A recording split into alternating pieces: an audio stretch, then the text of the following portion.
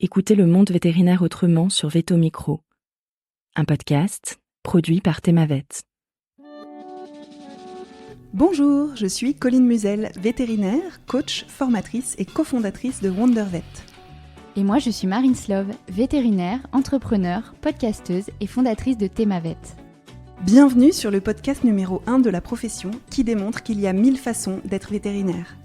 Vous entendrez ici des consoeurs et des confrères, qu'ils soient praticiens ou non, raconter leur parcours professionnel, leurs réussites et les joies qui vont avec, mais aussi leurs difficultés et leurs échecs.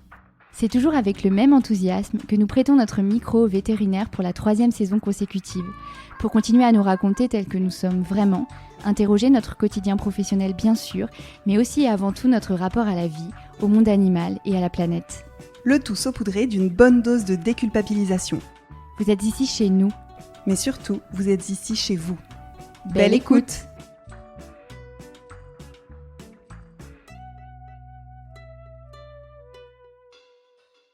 Avant de commencer cette interview, je voudrais simplement prévenir nos auditrices et auditeurs que nous allons aborder dans le détail avec notre invité le sujet du cancer et en particulier l'accompagnement d'un proche malade.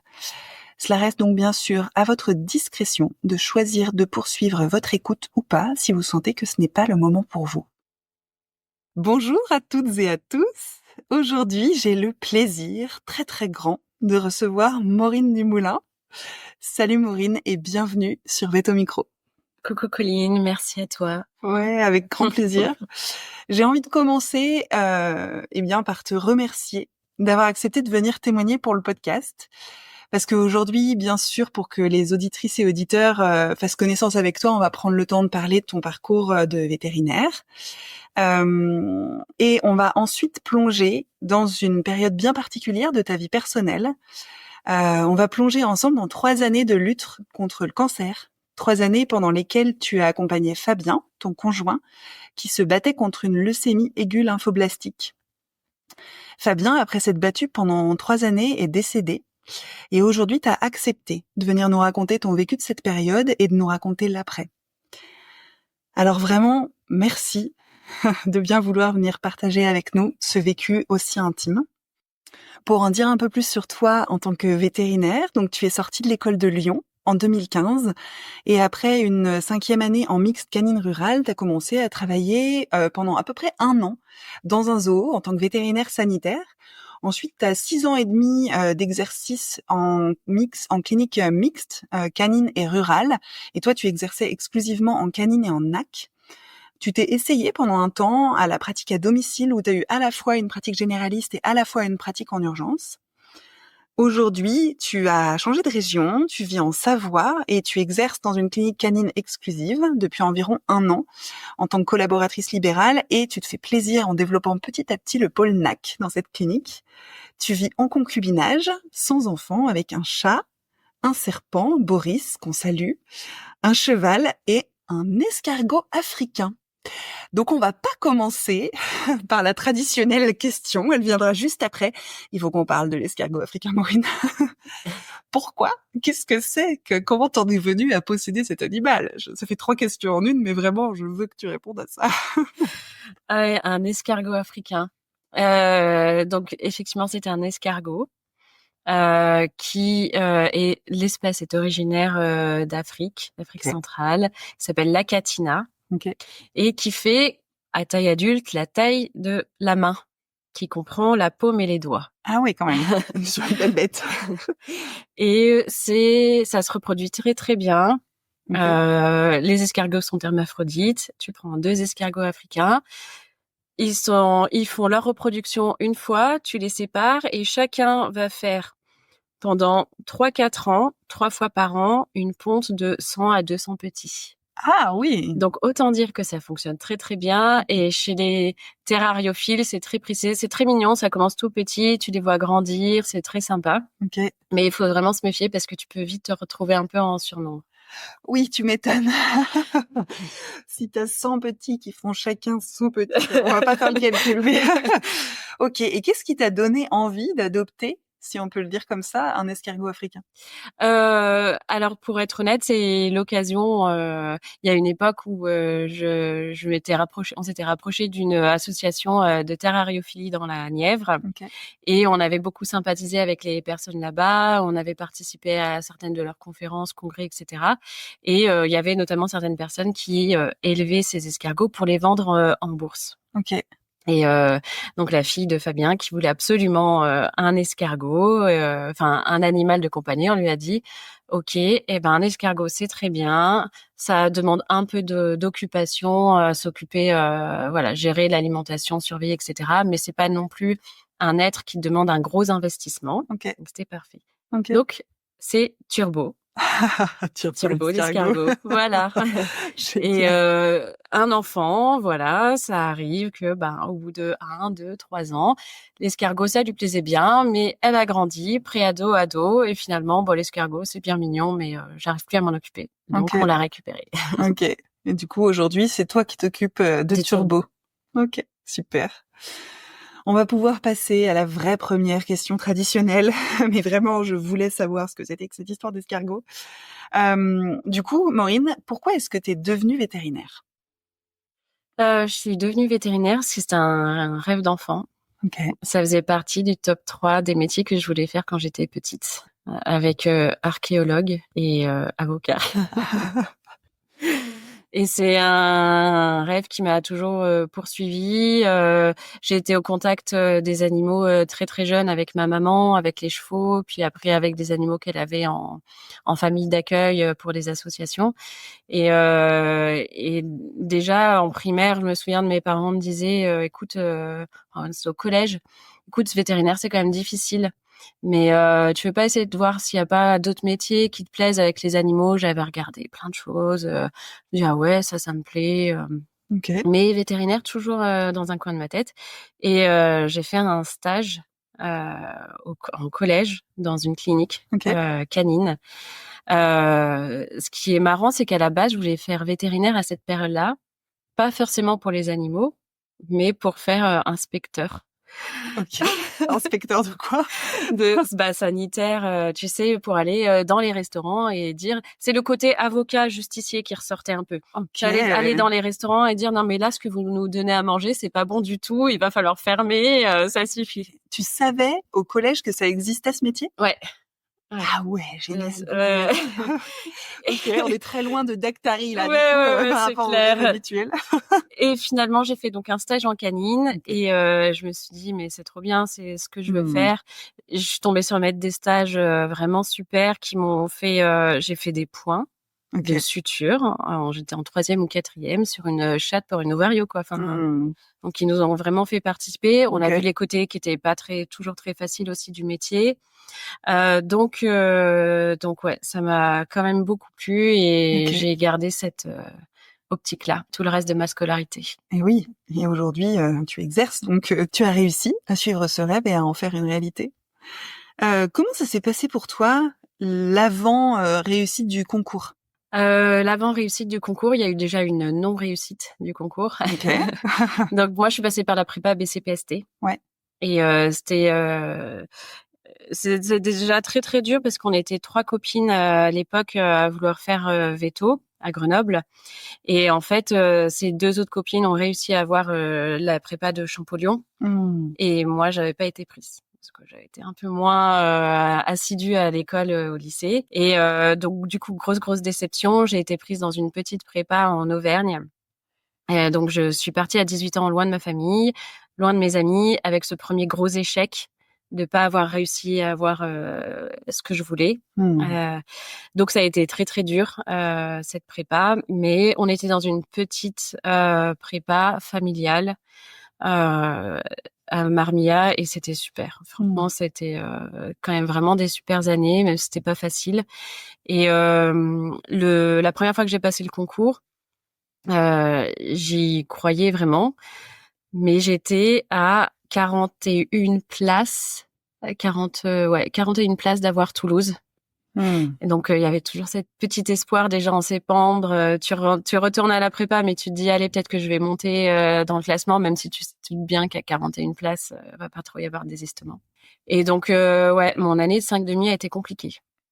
Elle a été très compliquée. J'ai plus mal vécu. Je pense que j'ai quand même moins travaillé. Ça a été très dur, cet échec aussi, là. Et finalement, en fait, quand j'ai passé les concours, il y a eu un déclic où je me suis rendu compte de tout le travail que j'avais fait pendant les 2 premières années et notamment ma 3,5. En fait, le déclic en 5,5 où j'ai compris ce qu'on attendait de nous.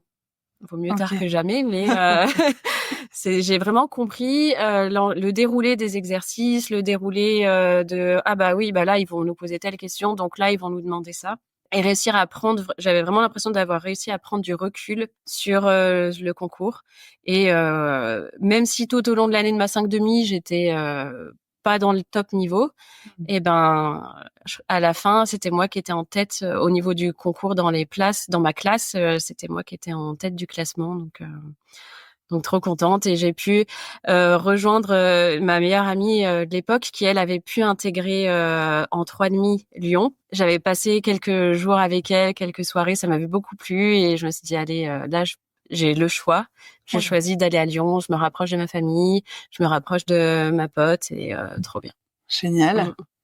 Ça donne du baume au cœur d'entendre cette belle réussite après avoir galéré et à 2 reprises avoir vécu des choses pas faciles. Comment tu vis?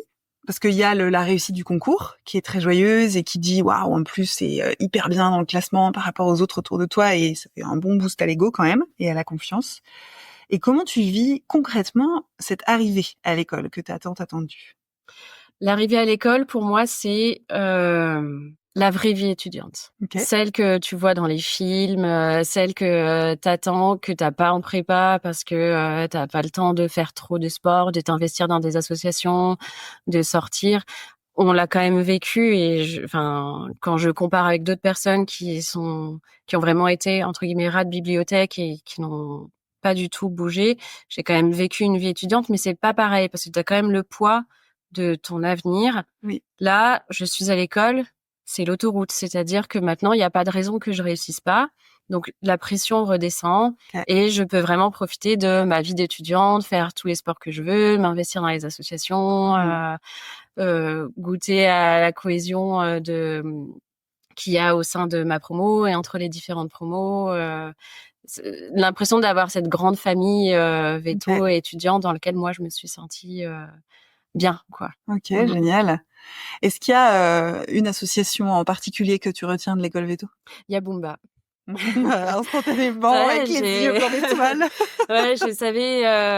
Il y a quand même quelque chose quand tu arrives à l'école où au début je te disais je voulais faire vétérinaire. Alors déjà à la base pour être inspecteur sanitaire, mais après en fait je me rends compte que non, c'est plutôt la canine.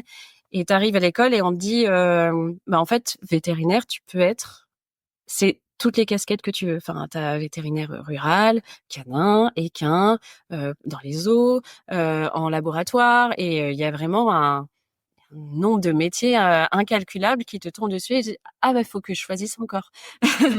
Ok, bon, je sais pas trop, je suis montée un peu à cheval, etc.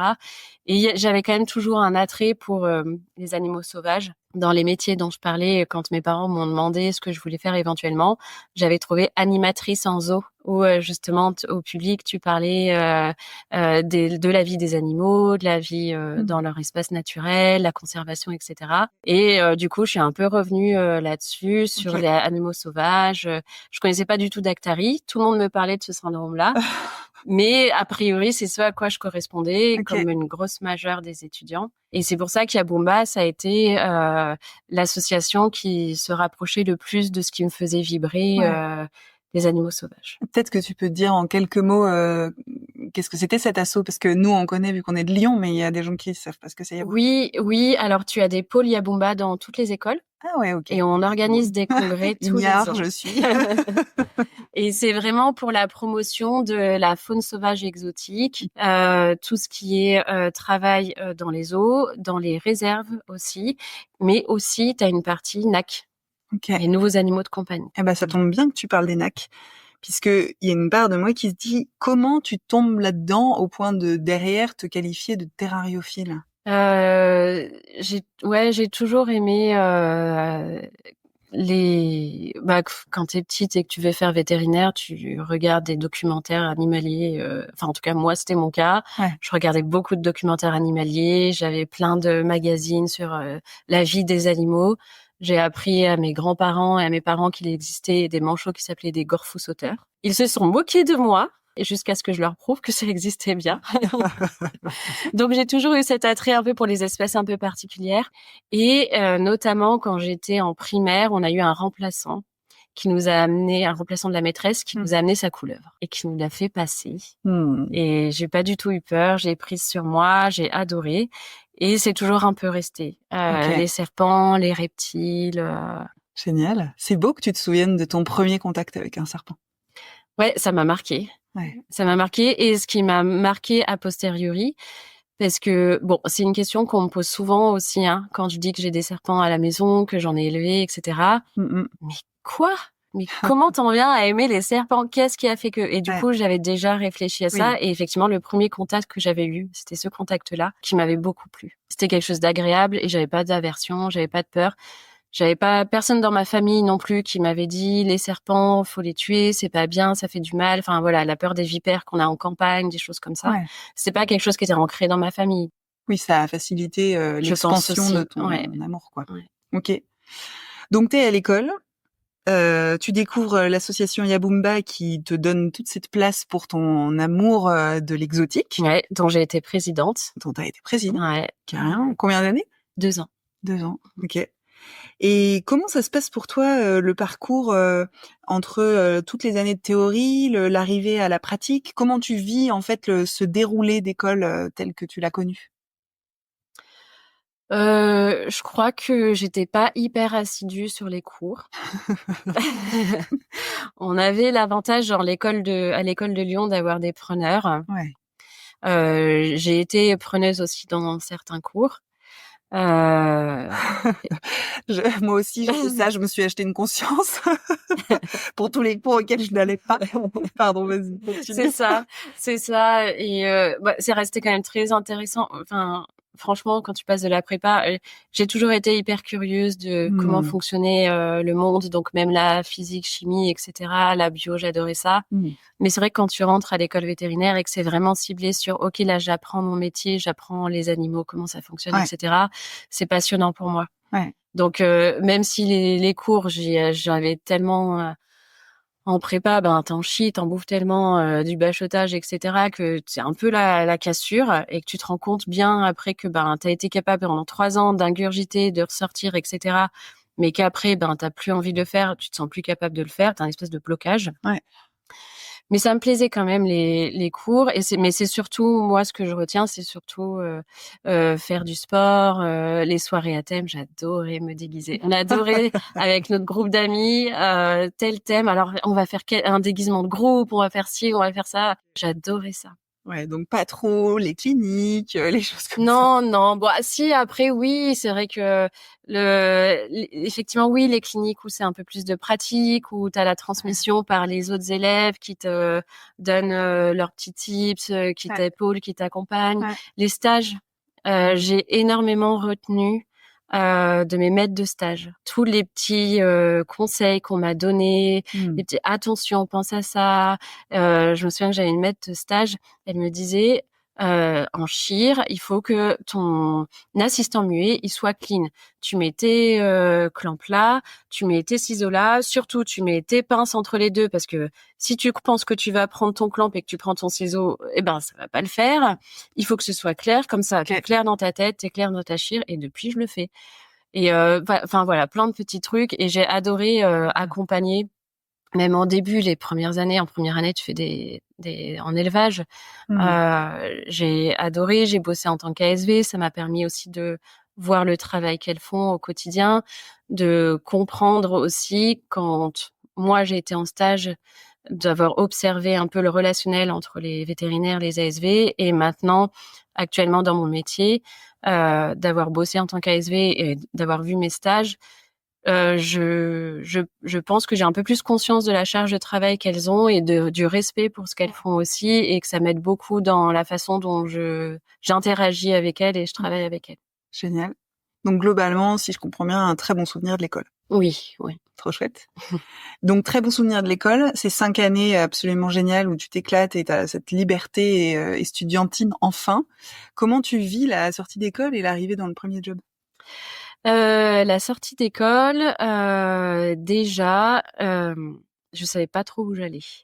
Parce qu'en fait, ce qui s'est passé, c'est que j'avais fait, du coup, orienter ma scolarité sur travailler dans des zoos. J'avais pris la mixte canine rurale parce qu'on m'avait dit, dans un zoo, tu vas avoir des petits animaux, des gros animaux. Grosso modo, un loup, c'est comme un chien, un tigre, c'est comme un chat, un éléphant, c'est comme un cheval, et une girafe, c'est comme un ruminant. C'est comme une vache. Donc, je m'étais dit, une mixte canine rurale pour engranger un maximum de connaissances, parce que t'as pas de filière zoo qui est créée dans l'école. Je crois que ça a un peu changé maintenant. Mais moi, à mon époque, la seule chose qui se rapprochait le plus de mon objectif, qui était vétérinaire de zoo, c'était faire une mixte canine rurale. Et dans les stages j'avais beaucoup de stages libres. Et dans les stages libres, j'ai fait des stages en zoo, en réserve. Je suis allée 6 semaines au Texas. Et du coup, mon objectif, c'était de pouvoir bosser en zoo. J'ai passé un entretien au zoo de Beauval. Ça s'est pas très bien passé. J'étais à 2 doigts, j'étais en finale, entre guillemets. Et en fait, donc j'ai pas été prise. Et posteriori, c'est pas plus mal parce que j'aurais pas vécu tout ce que j'ai vécu après. C'était au moment où je venais de rencontrer Fabien, mon conjoint. Et si j'étais partie à Beauval, je sais qu'on se serait séparés et qu'on n'aurait pas vécu toutes les merveilleuses choses qu'on a vécues après, quoi. Et ouais, en fait, la question pour laquelle qui a décidé, parce que j'aurais demandé pourquoi, c'était, si jamais tu n'as pas l'internat, qu'est-ce que tu fais? Et moi, je m'étais dit, mais si jamais j'ai pas d'internat, mais jamais j'arriverai à bosser dans un zoo, jamais j'arriverai à trouver quelque chose. Je dis, écoutez, je ferai des NAC. C'est ce qui se rapprochait pour moi le plus de ma vision des choses. C'était qui te posait cette question? La personne qui me faisait passer l'entretien à Beauval. Et voilà. Et en fait, a priori, c'est sur cette question. Du coup, ils se sont dit, du coup, j'avais pas assez la niaque pour eux, que j'étais peut-être un peu trop nac. J'avais pas assez veto de zoo. Donc voilà, ils ont choisi comme ça. Et puis du coup, je me suis dit, j'avais toujours pas passé ma thèse. Je devais la passer tout à la fin, en décembre. J'avais bien procrastiné. Et mais je m'étais dit, écoute, là, tant pis, tu cherches. Écoute, essaye de voir des stages. Un stage NAC, pour essayer faire quand même du NAC. C'est la probabilité la plus forte que tu as de travailler dans des animaux un peu exotiques, c'est les NAC. Donc cherche un stage. Et je suis allée toquer à la porte d'une clinique dans les Monts d'Or, et avec notamment un veto qui en fait se trouvait être le directeur adjoint du zoo de Taureau Park. Donc moi j'arrive avec mon petit CV. Coucou, est-ce que vous auriez enfin voilà, je suis en 5e année, je vais bientôt passer ma thèse. Je sais pas si vous recherchez quelqu'un pour bosser, mais en tout cas, si vous n'avez pas de place pour un boulot, moi je suis intéressée pour faire un stage en NAC. Et il regarde mon CV, il me dit ah ouais, t'as fait tout ça. Ok. Mais écoute, tu sais qu'à Taureau Park, je suis directeur adjoint et on recherche un vétérinaire sanitaire. Est-ce que ça t'intéresserait? Génial. Oui. Et donc, ouais. La petite fille du collège qui voulait être inspectrice, elle s'est dit oui. Parce que j'imagine que veto sanitaire, il y a ce côté-là, mais je me trompe peut-être parce que je connais très mal. Non, c'était pas du tout la même chose parce que moi, c'était veto sanitaire dans le sens où je voulais faire face aux injustices de personnes qui s'imaginaient qu'on pouvait nous faire manger des aliments avariés et que tout allait bien. Voilà, c'était un peu. Ok. Mais donc ouais, non, j'avais beaucoup évolué depuis ce stade-là. Ouais. Je sais que c'était quelque chose qui restait dans ma tête si jamais Ouais. j'arrivais pas à faire ce que je voulais, ça reste dans ma tête. C'était une porte éventuellement, mais j'avais beaucoup évolué dans mon projet professionnel au cours de l'école et je m'étais vraiment mis autant quand j'étais jeune, c'était vétérinaire, quand j'étais à l'école, c'était vétérinaire de zoo. Et donc vétérinaire sanitaire dans un zoo, ça fait quoi? Eh ben, vétérinaire sanitaire dans un zoo, il s'occupe de faire les plans de vermifugation, vaccination, les copros, surveiller tout ce qui est maladies émergentes, surveiller, faire un plan aussi quand tu as des nouveaux animaux qui doivent intégrer ta collection. Vérifier qu'ils ont bien eu tous les tests qu'il fallait avant. Pareil, quand tu dois envoyer un animal dans un autre zoo, vérifier qu'on doit bien faire tous les tests, les faire. Et puis après, c'est un peu de bobologie. Ok. On t'appelle. Donc moi, j'étais tout le temps sur place. Avant, c'était une vétérinaire sanitaire d'une clinique canine à côté qui venait de temps en temps. Et le directeur du zoo était vétérinaire, le directeur adjoint était vétérinaire. Mais ils avaient tous les deux pas le droit légal d'être vétérinaire sanitaire. Et donc là, ils avaient suffisamment d'argent pour pouvoir faire entrer un vétérinaire sanitaire tout le temps sur place en fait. Oui, ok, permanent. Voilà, permanent. Et du coup, ouais, c'était trop bien parce que j'avais fait déjà des stages dans différents zoos, donc j'avais une idée déjà de ce qu'était le travail et j'arrivais du coup à me projeter, à me dire ça va me plaire. Et puis je savais que j'allais être épaulée par des encadrants qui étaient vétérinaires aussi, donc ça m'a rassurée. Et eux, ils étaient vétérinaires et ils agissaient en fonction de dans leur fonction de vétérinaire aussi dans le zoo ou pas? Le directeur adjoint, oui. Ok. Le directeur, et il n'était pas tout le temps là parce qu'il avait sa clinique qui était dans l'Allier, donc c'était un peu plus loin. Il était là que 1 ou 2 jours par semaine. Le directeur adjoint était là 1 jour par semaine et quand il y avait des gros trucs où moi j'étais pas capable de faire, il venait en soutien. Voilà. Après moi j'avais un petit peu un rôle de surveillance aussi. Je comptais pas trop. J'étais aux 35 heures, mais je comptais pas trop. J'habitais à côté. Ça me plaisait beaucoup de passer du temps aussi au zoo. C'est mon premier job et je me suis aussi retrouvée à faire de la gestion de population de chats parce qu'on avait des chats errants qui venaient. Donc on a fait des campagnes de castration, stérilisation aussi. Et on m'a demandé aussi dans ma fiche de poste d'être chef soigneur. Donc de gérer une dizaine de soigneurs, d'être manager à ma sortie d'école d'une dizaine de soigneurs par intermittence quand le chef soigneur n'était pas là. C'est un bon challenge, ça. T'en retiens quoi de ce rôle? Parce que t'as 25, 26 ans, quoi, quand tu sors d'école, à peu près. Ça doit être ça, ouais. Ouais. Et là, tu te retrouves chef par intermittence de personnes qui ont de l'expérience, peut-être pas toute l'équipe, mais s'il y a 10 personnes, j'imagine qu'il y avait des personnes jeunes, mais qu'il y avait des personnes qui avaient aussi de la bouteille, quoi.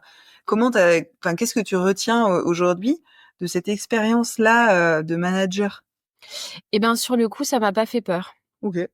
Parce que, c'était impressionnant. Ouais. Mais j'étais tellement enjouée. Okay. Et surtout, j'avais confiance en mes capacités de relationnel pour discuter avec les gens. Et je me suis dit, tu vas te faire ta petite place, tu vas discuter avec tout le monde, tu vas t'intégrer.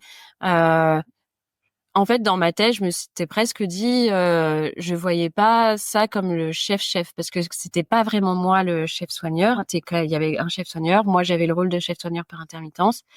J'étais la vétérinaire, donc c'est comme si j'étais en parallèle.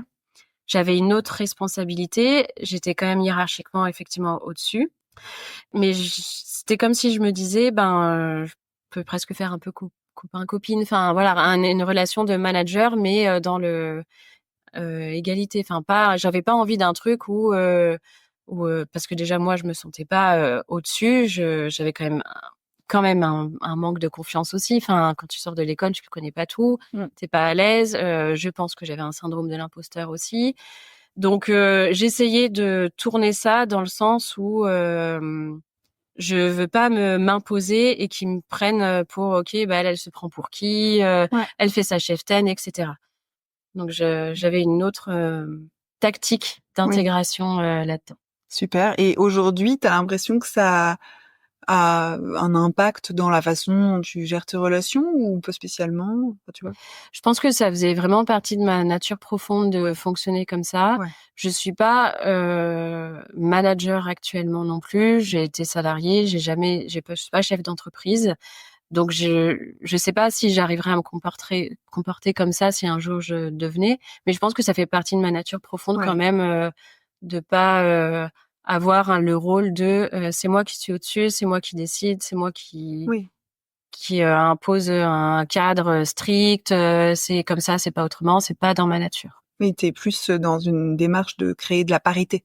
Ouais. C'est ce que je comprends si je mets un tout petit peu de Ouais, jargon. quelque chose ensemble, enfin De co-construit. d'être une équipe ensemble, de travailler ensemble, qu'on est dans le même bateau et qu'on avance ensemble pour l'entreprise, quoi. Génial. Ouais. Donc, t'es restée combien de temps finalement dans ce premier job? Je suis restée 1 an. Ok. Qu'est-ce qui a fait que l'aventure s'est arrêtée à 1 an? Qu'est-ce qui a fait que ce soit arrêté? Il y a eu plusieurs petites choses. Déjà, j'ai bien compris au bout d'un moment que j'étais surtout un pion dans cette entreprise. Je me suis rendu compte que c'était un microcosme avec des petites guéguerres entre les uns, les autres, beaucoup de jalousie. Le métier de soigneur animalier, c'est un métier qui est difficile à atteindre. Et du coup, si certains sentent que tu as été parachuté, ça va faire naître pas mal de jalousie et de rancœur et du coup des petites guéguerres et des groupes. Et du coup, il y avait un climat qui était pas hyper sain au sein du zoo. Et ensuite, il s'est avéré que Fabien a intégré l'équipe, mon conjoint. Du coup, donc j'étais avec lui depuis mon début de 5e année. Et au bout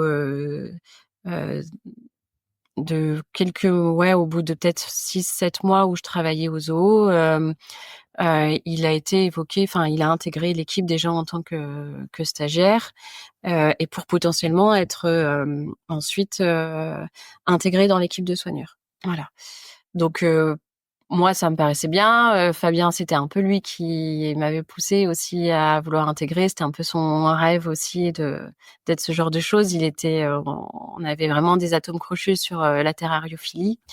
Et du coup, lui, a bossé notamment avec les animaux sauvages. Il a toujours eu la passion des animaux. Et c'était l'idéal.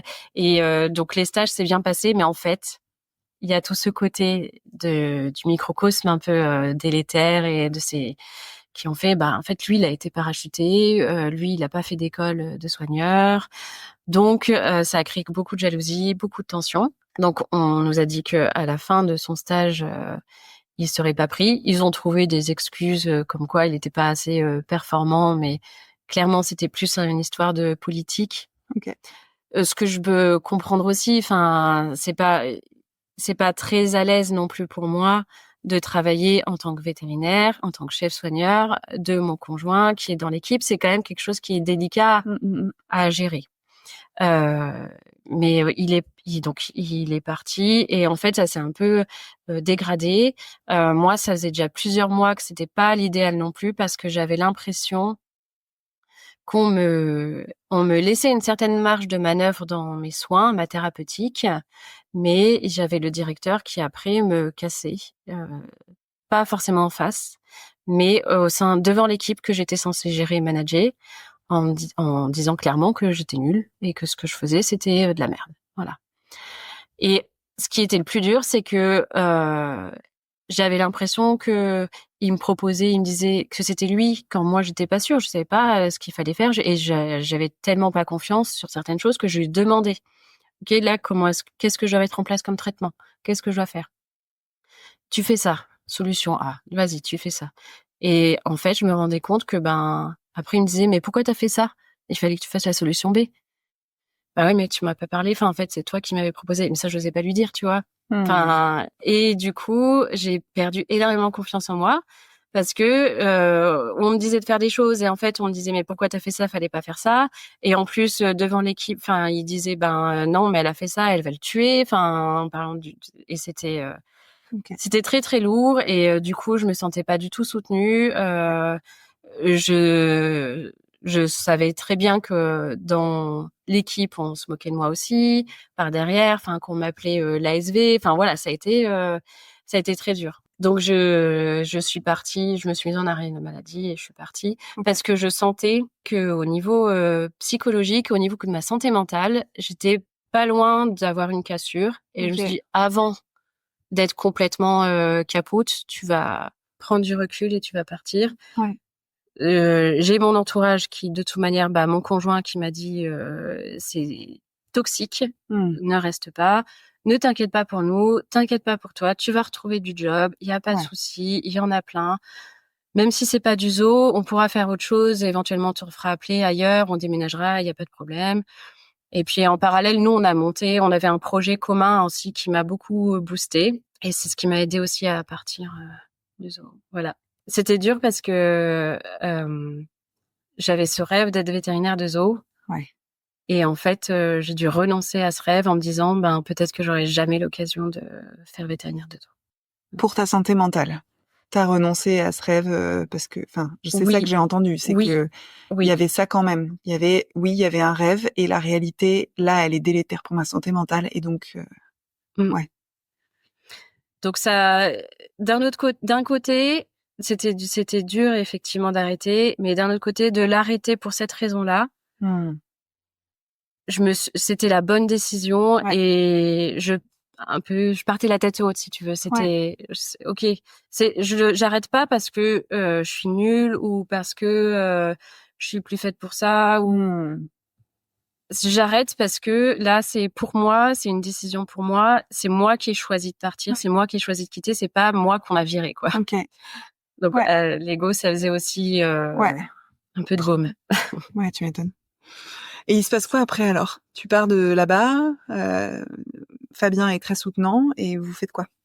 On a acheté une maison en Saône-et-Loire. Au moment où je suis partie, où j'étais en arrêt maladie, et on a acheté une maison. Et puis moi, j'ai trouvé un job qui était à 45 minutes de cette maison.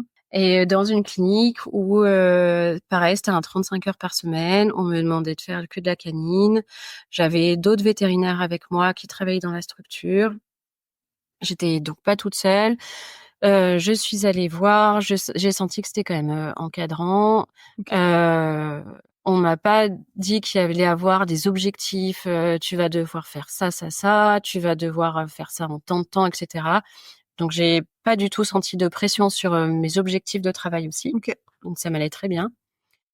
J'ai rencontré 2 anciens salariés qui partaient, qui m'ont quand même dit comment ça se passait dans la clinique, que c'était pas très, très sain sur certaines choses.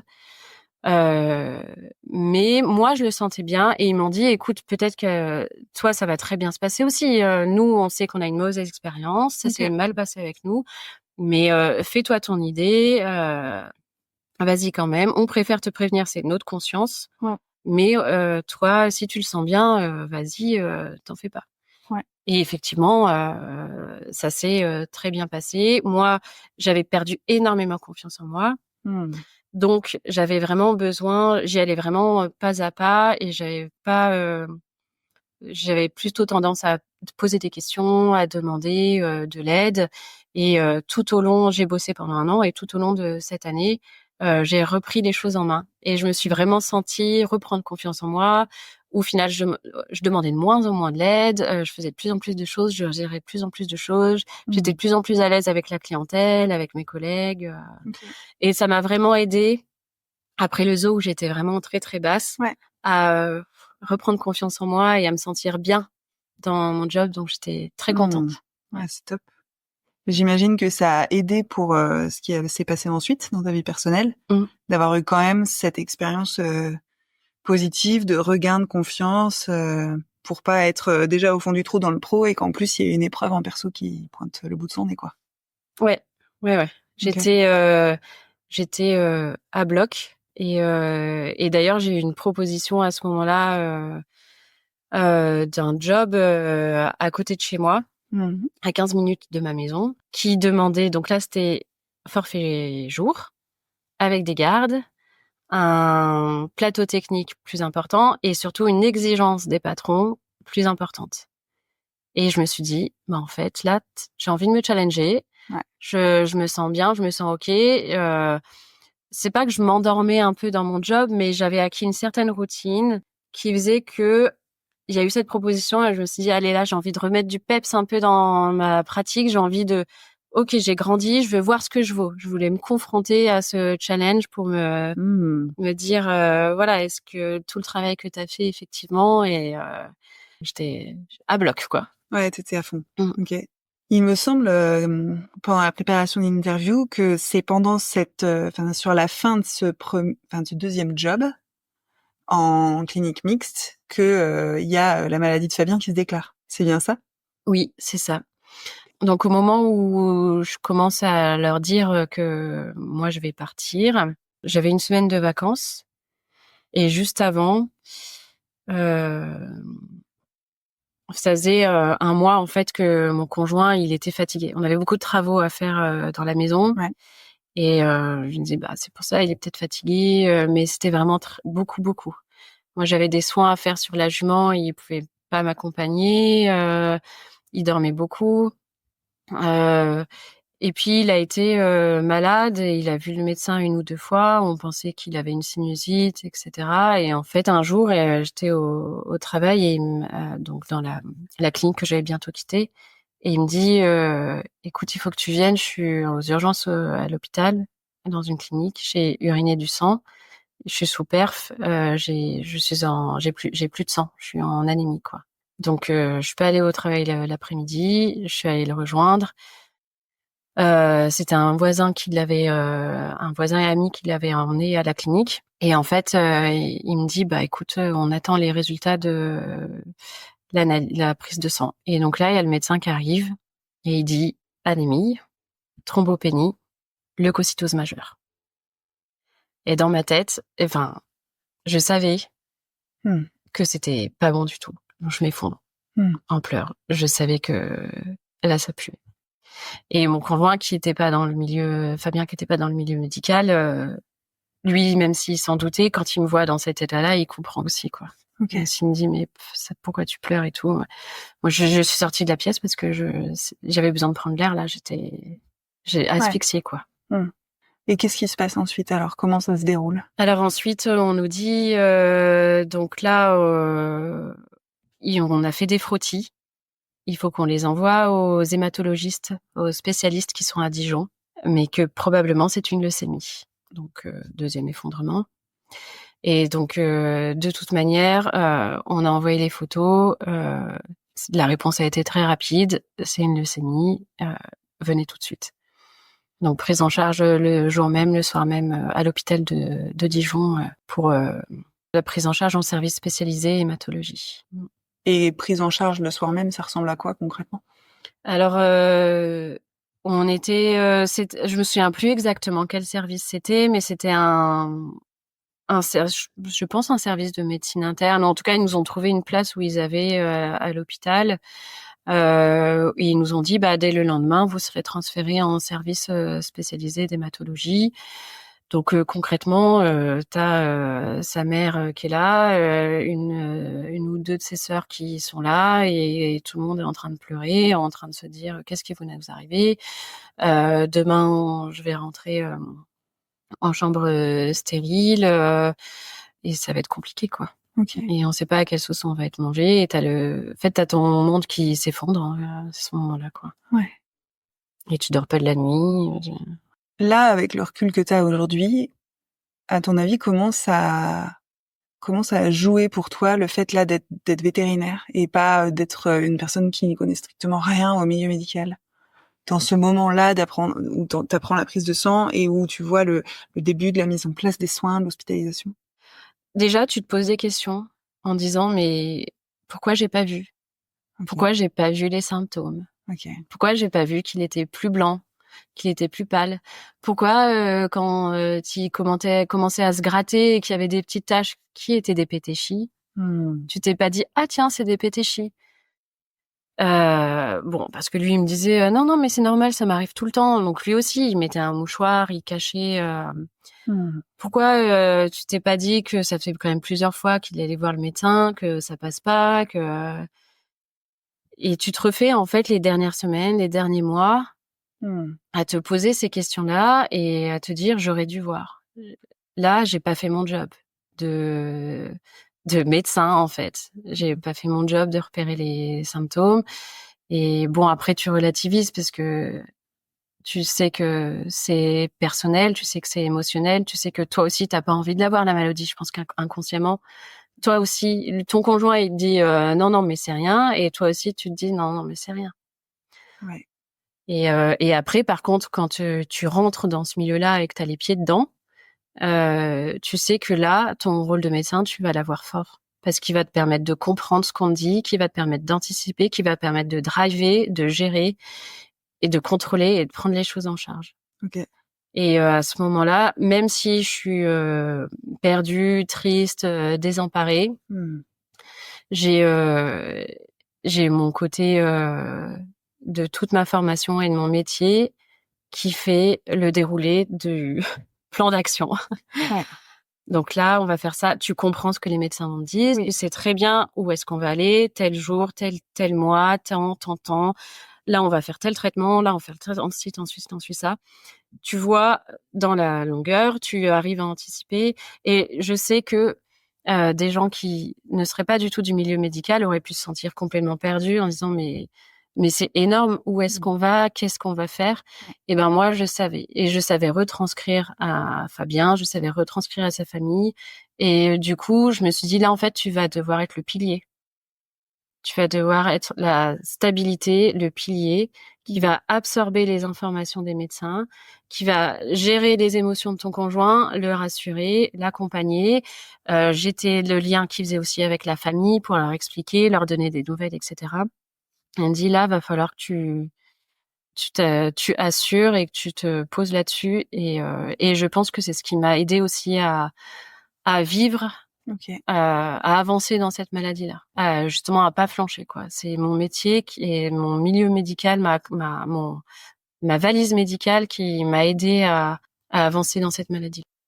Donc, si je comprends bien, le fait d'avoir une forme de contrôle sur le fait de tout ce que tu comprenais, et ensuite d'avoir une forme de contrôle dans la communication, la transmission, le soutien. Pour toi, ça a été une forme de force pour tenir, de dire ok, ben je sais mon rôle en fait, je sais où j'agis, et donc je tiens encore mieux parce que je sais où je suis, je sais à quoi je sers, c'est ça? C'est ça. Et je pense que ça, je m'en rendais pas compte à l'époque, mais c'est maintenant, en ayant discuté pour Themavet, justement, en ayant réfléchi à tout ça, ça m'a donné une forme de contrôle sur une maladie incontrôlable. Ouais. Et c'est ce qui m'a, sur quelque chose où tu te sens désemparé, où tu te dis je peux rien faire. Et ben je me suis dit moi au moins je peux faire ça, et ça m'a donné un peu l'impression de me dire je maîtrise la maladie. Ouais. Et ça m'a rassurée, c'est ce qui m'a rassurée, et c'est ce qui m'a effectivement donné cette force de me dire tu contrôles l'incontrôlable. Et comme quand t'as des gens qui ont ce besoin de contrôler dans leur vie, etc. Moi je l'ai retrouvé, une phase de moi qui voulait contrôler là-dedans. T'as parlé du fait que du coup t'étais un soutien pour les autres et que être ce soutien ça t'avait aidé, et là la question qui me vient c'est et toi, qui t'a aidé toi?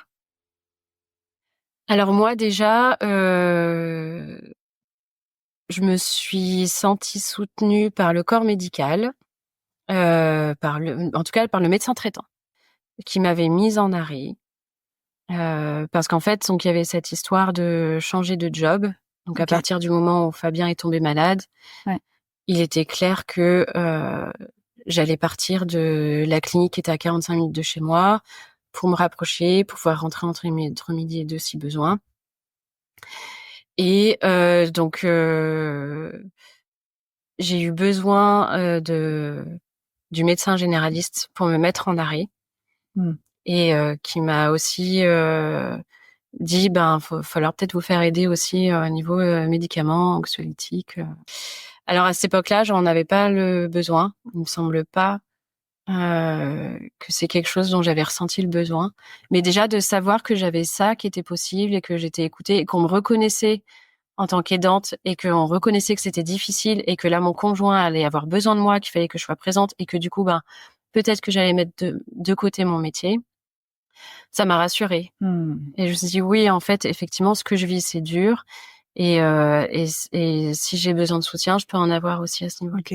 Ouais, il a été précieux ce médecin parce que Ouais. tous les médecins, t'as pas eu que des interactions positives, hein, c'est ce que tu me disais quand on a préparé cette interview.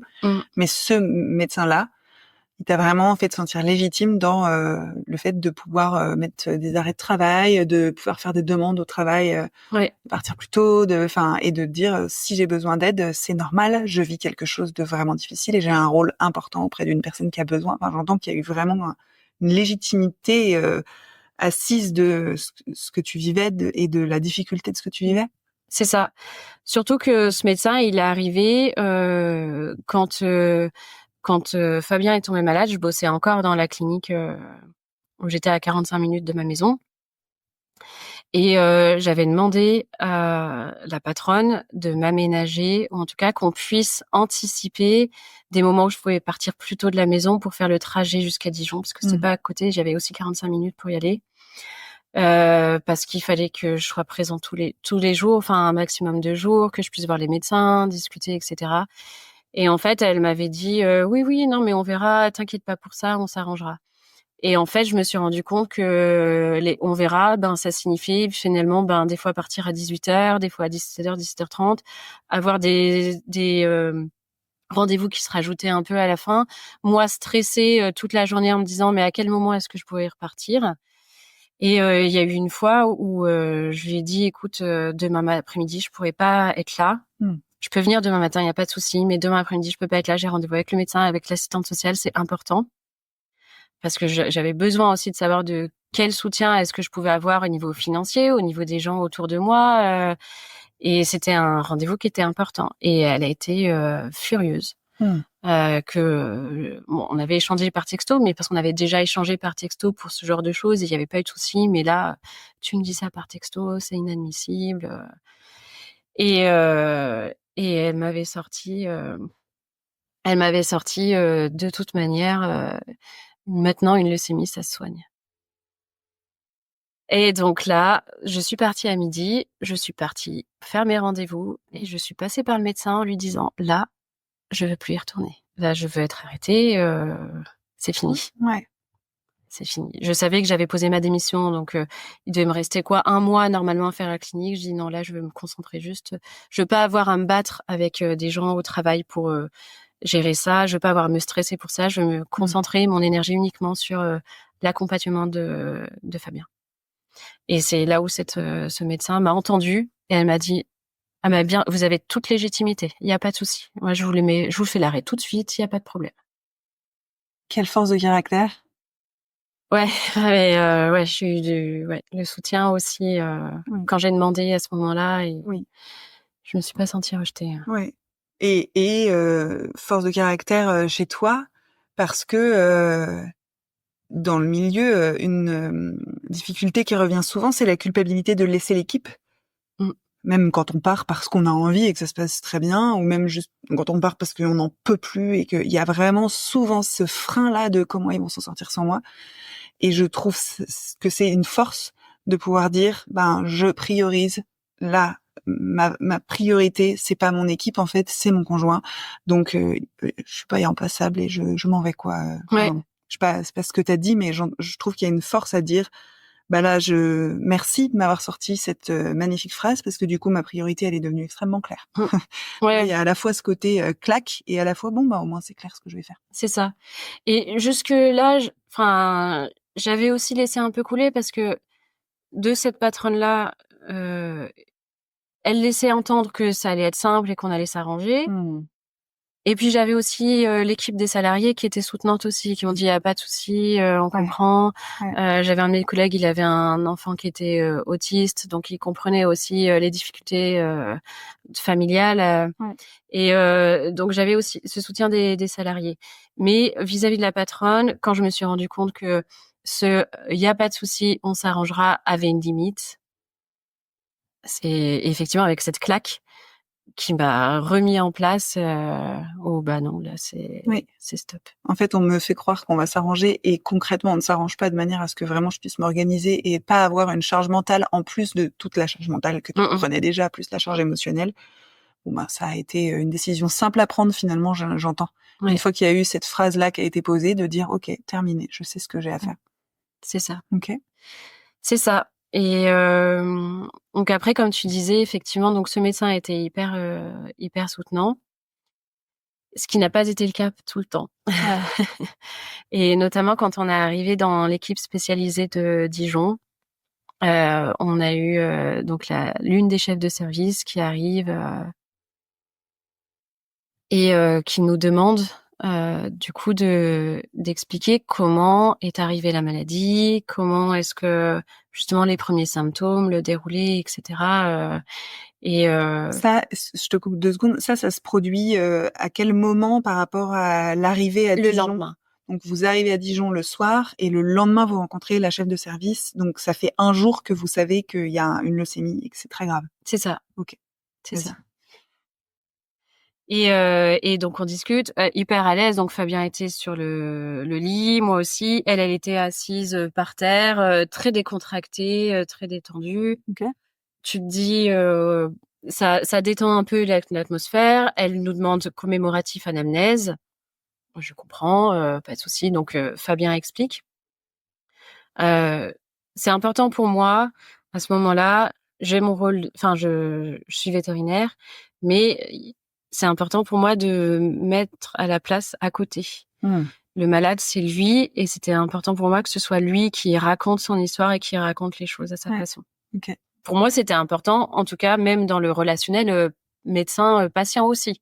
Oui. Et du coup, il commence à raconter qu'il a vu une première fois le médecin, qu'il pensait que c'était une sinusite, etc. Et puis, je crois une deuxième fois, puis ça passe pas. Et puis là, il dit, parce que lui, il était super fier que j'étais vétérinaire, que je sois vétérinaire. Il le disait à tout le monde, ah, elle est vétérinaire, c'est super. Enfin, il était très, très fier.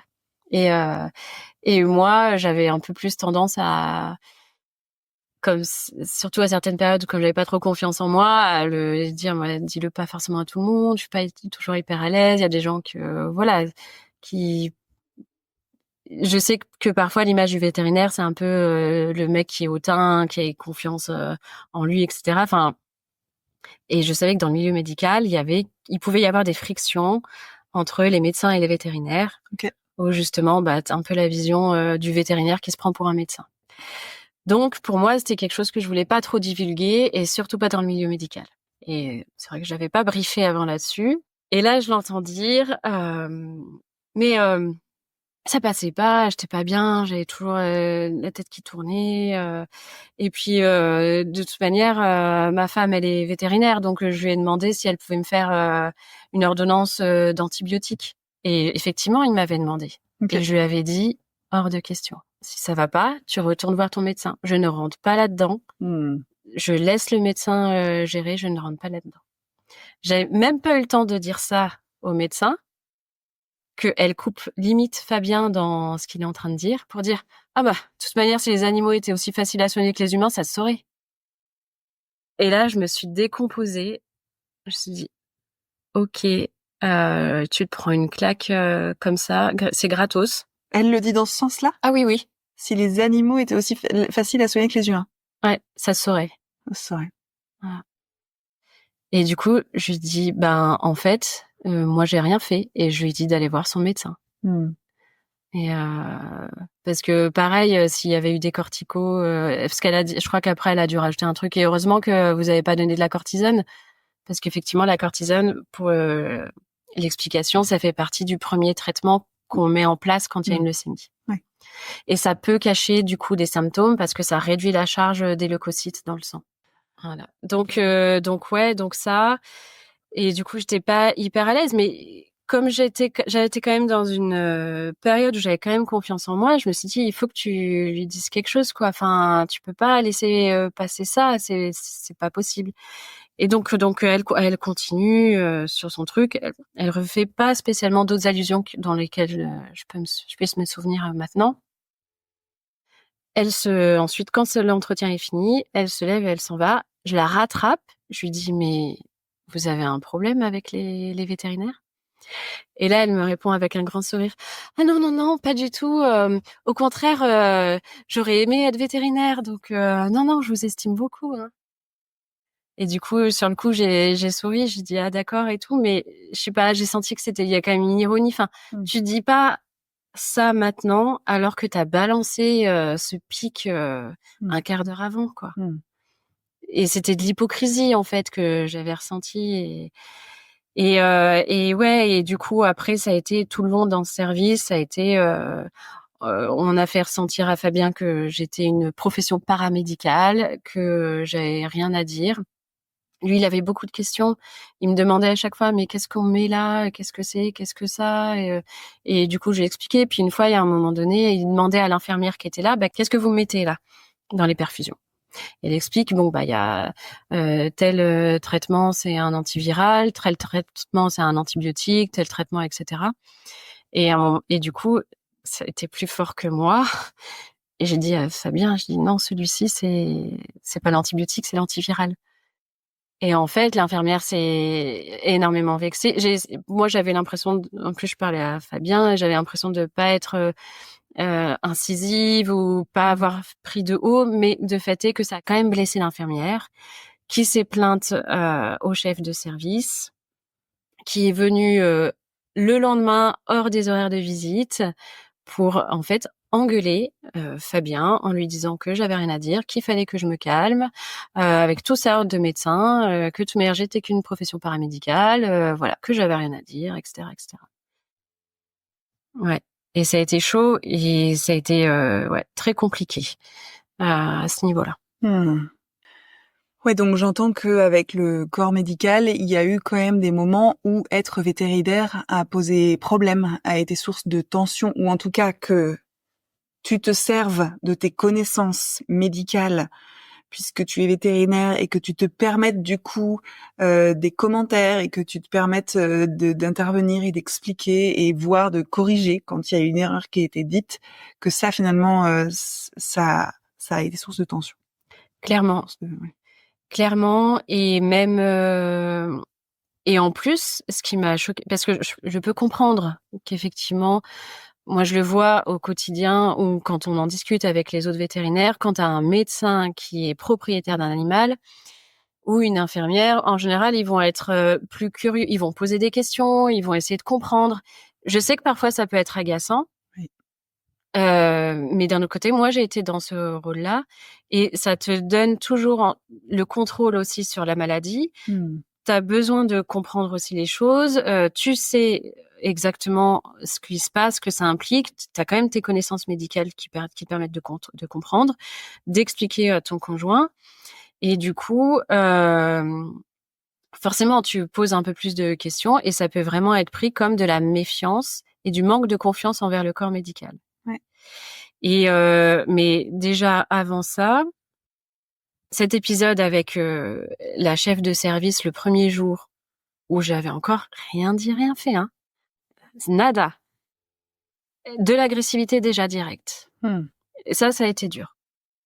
Oui, et puis vous étiez en pleine tempête émotionnelle. Choc.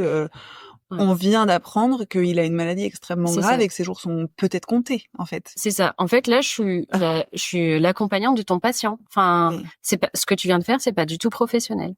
Ouais. Ok. Pour moi, c'était choquant parce que je me suis dit, mais à quel moment, même moi, dans mon métier, je me permettrais de faire ça. Enfin, je veux dire, t'es dans ton cabinet, t'es dans la chambre de ton malade qui vient d'apprendre qu'il a une leucémie, avec son accompagnatrice, sa femme qui est là pour le soutenir. À quel moment est-ce que tu te permets de faire ce genre de réflexion qui n'avance à rien du tout? Bah ouais. En tout cas, elle s'est permis, et puis toi, ça a créé un précédent pour la suite de peut-être de méfiance ou je sais pas, des mots, j'en sais rien du tout. Bah après, t'essayes de te rattraper, en fait, si tu veux, ensuite, t'as un espèce de Fabien, les soins, il avait du mal à accepter sa maladie, il avait du mal à accepter les soins. Faire les soins, ça a été compliqué. Il a menacé plusieurs fois de partir parce qu'il en pouvait plus. Et en fait, on avait été appelé la chambre de l'horreur, quoi. entre lui qui se plaint, qui est difficile, et elle qui pose des questions à tout va. Enfin voilà, c'était la chambre de l'horreur. Et T'as entendu ça? Ouais. Ouais. Et à un moment donné, je me souviens, j'avais même acheté, il y avait plein de friandises, plein de trucs, etc. Les médecins nous avaient dit, bah non, en fait, comme il est en chimiothérapie pour le foie, ça s'est pas adapté. Du coup, j'avais donné aux infirmières. Et ben, il y en a qui ont dit, ah bah ça, c'est pour essayer de se racheter, c'est pour essayer de nous mettre dans sa poche et tout. Enfin, moi qui n'ai pas du tout une anticipation mauvaise, une vision des choses comme ça pour, je sais pas, anticiper à vouloir se mettre les gens dans la poche ou en fait j'avais l'impression qu'on me prenait pour une personne mauvaise et méchante que j'étais pas et que je comprenais pas pourquoi. Enfin, ça a été très compliqué et du coup on est parti de cet hôpital. On est parti à la fin des premiers traitements. Normalement il devait y revenir après. On a dit en fait là on veut pas, on veut que vous nous orientiez vers un autre service à Lyon. On a dit c'est proche de sa famille. Et puis clairement il y avait pas d'affinité non plus avec le corps médical. Donc, ils nous ont réorientés à Lyon aussi. T'imagines, t'es appelé la chambre de l'horreur parce que toi, tu as l'audace de poser des questions et d'être capable de comprendre quand il y a des trucs qui sont dits qui sont absurdes et que ton compagnon se plaint de ce qu'il vit. Enfin, j'ai envie de dire, j'espère bien qu'il se plaint de ce qu'il vit parce que moi, je me plaindrais aussi. Enfin, tu vois, il y a un truc mais c'est hyper dur ce qu'il est en train de vivre. Je trouve ça fou qu'il puisse y avoir ce genre de commentaires et que ce soit pas, enfin, j'ai l'impression qu'il y a un manque d'empathie, les autres cancéreux, ils sont plus gentils. Ben oui, mais tant mieux pour eux, mais moi là je suis pas gentille, je suis très en colère et je suis dégoûtée et j'ai 30 et quelques années et je sais pas quel âge il avait, mais 31 ans. 28 au moment de la découverte de la maladie. Ouais, donc j'ai 28 ans, fait chier quoi, j'avais autre chose à foutre que d'avoir une leucémie. Enfin, tu vois, je me dis, c'est sûr qu'il est en colère et qu'il est pas facile. J'imagine bien qu'il y a des gens qui ont une autre manière de le vivre et puis qu'il y a une autorité médicale à laquelle peut-être ils se soumettent plus facilement et tout, mais... Donc vous allez à Lyon.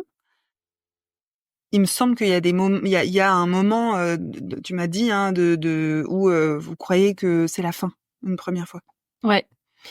Il y a tout le mois de juillet où en fait, si tu veux, il avait eu sa greffe.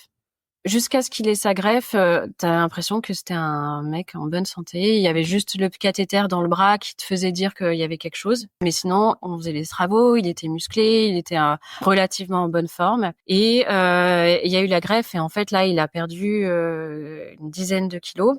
Suite à la greffe. Et en fait, il s'en est jamais vraiment remis. Et en plus de ça, on s'est rendu compte... t'as des suivis qui sont faits avec des ponctions de moelle osseuse pour vérifier où en est la maladie après la greffe.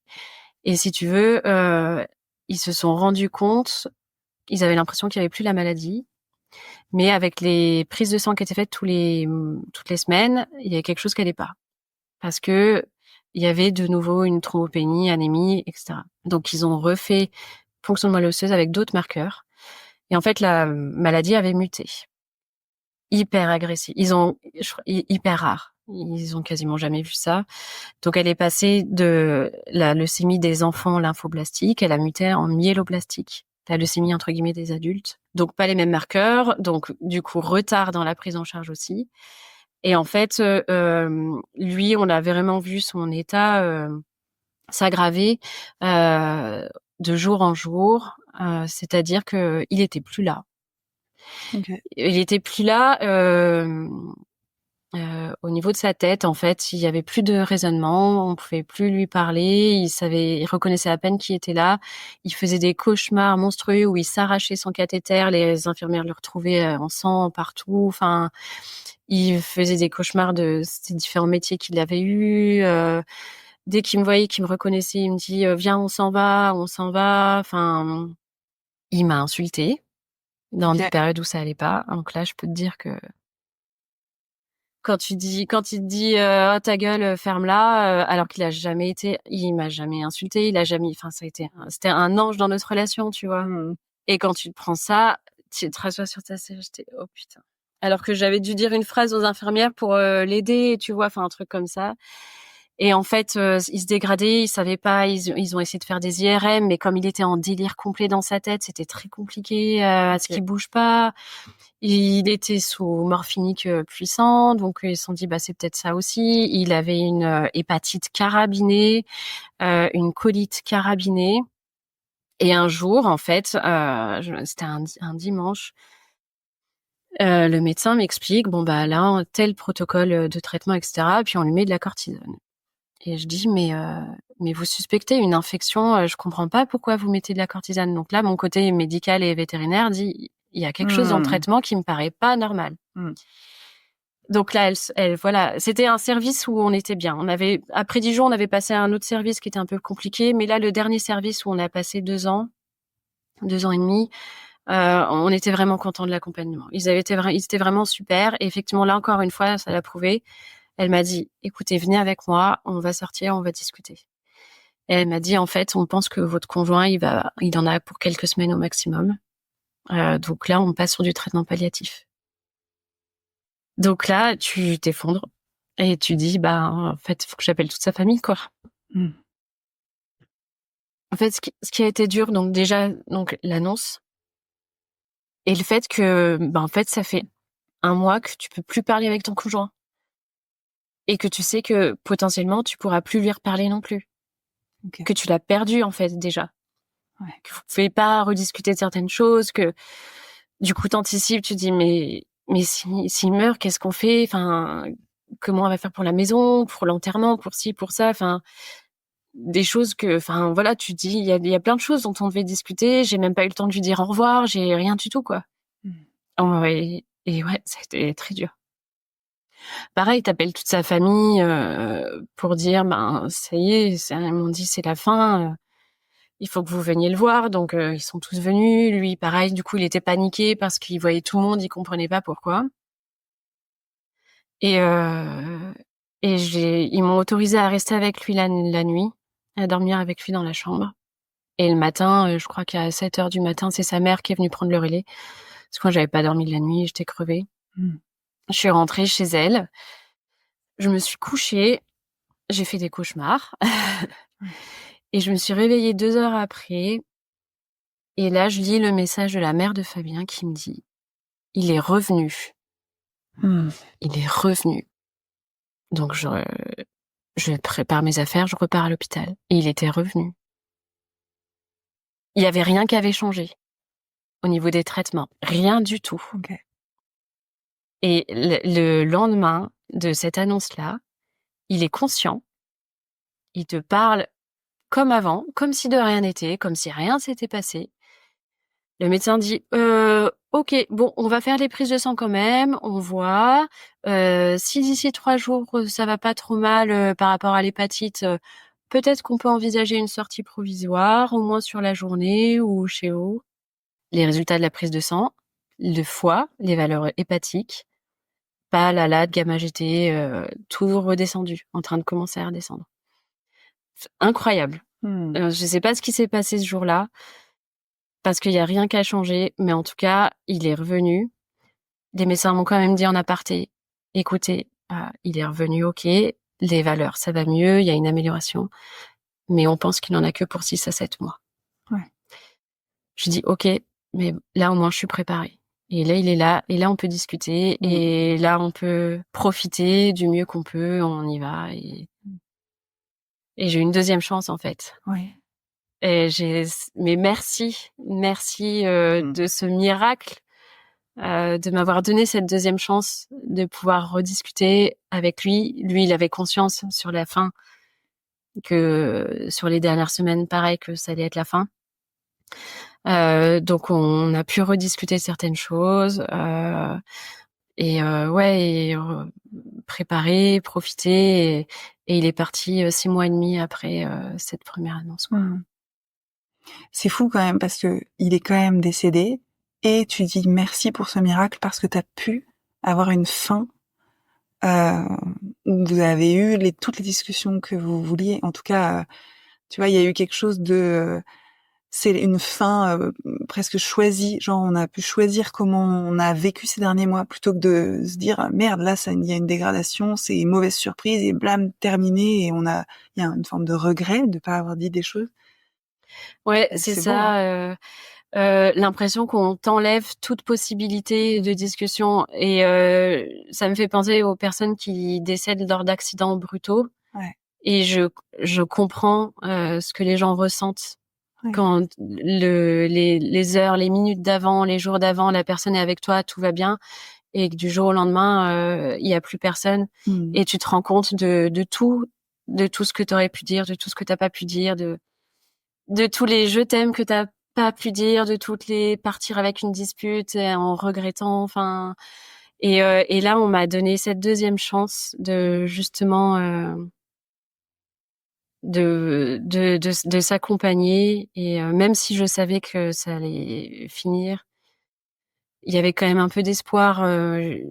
Tu t'accroches à l'espoir. Tu sais que c'est la fin, mais t'as quand même ce truc humain qui te dit il y a quand même un peu d'espoir, et on avance et on y va jour après jour, et c'est ce qui fait que tu passes les jours les uns après les autres. Mais tu sais quand même que c'est la fin et tu vis pas les choses de la même façon. Ouais.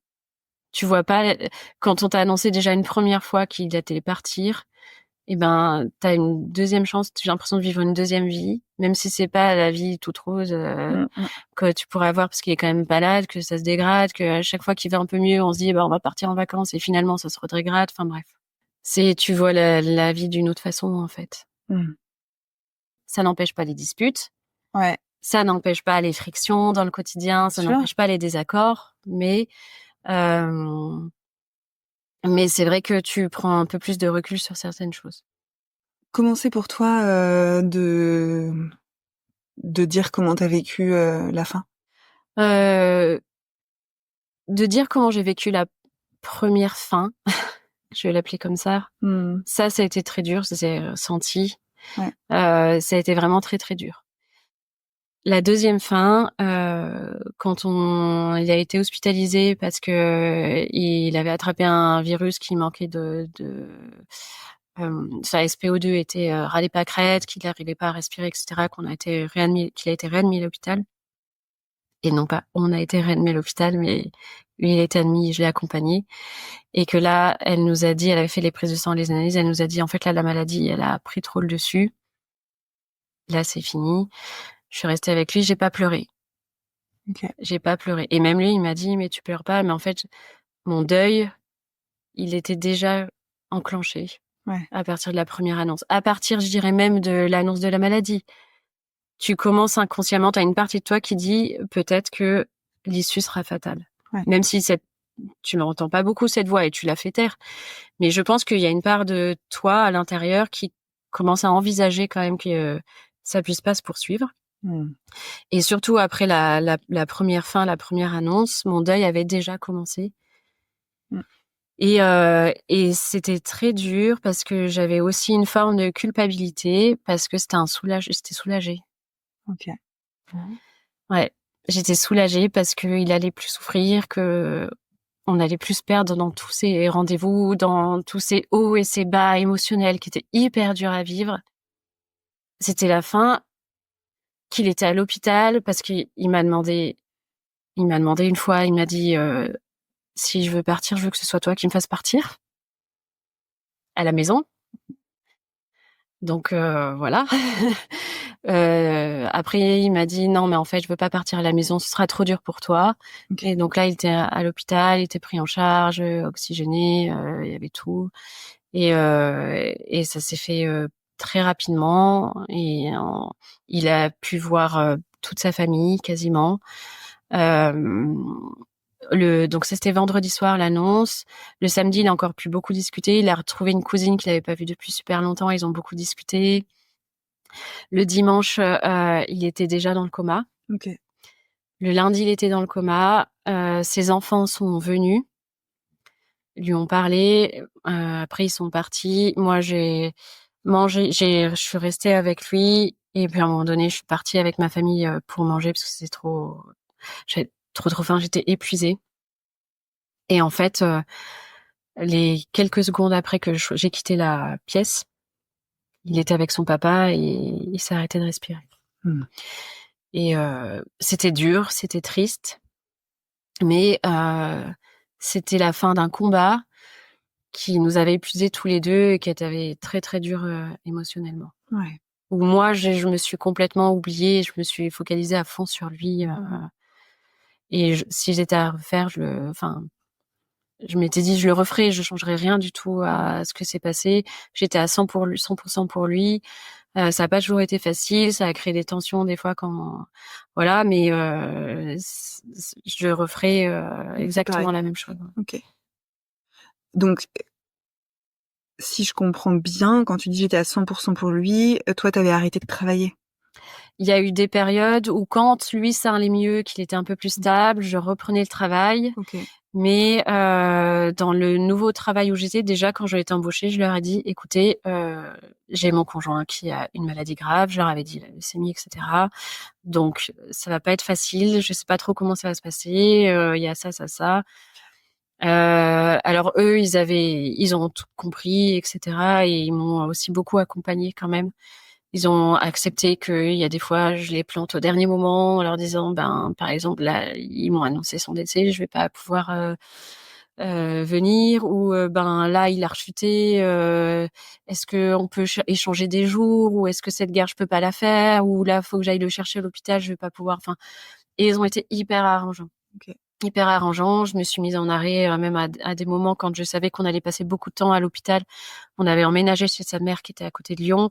Okay. Et du coup, je savais que j'allais pas pouvoir être là-bas du coup sur les derniers mois. J'avais repris un peu en janvier, on était revenu à la maison.